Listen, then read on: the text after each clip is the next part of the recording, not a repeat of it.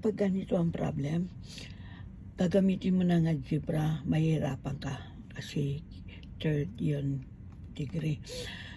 Pero sa calculus, mas madali siya. Oh, example ito isa-solve natin para alam nyo kung ano. Minus 4x.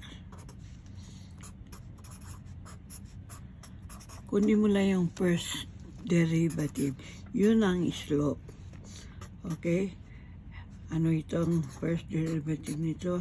Ito, diba? Tapos yung 2, multiply mo doon. 8x. Tapos plus 3.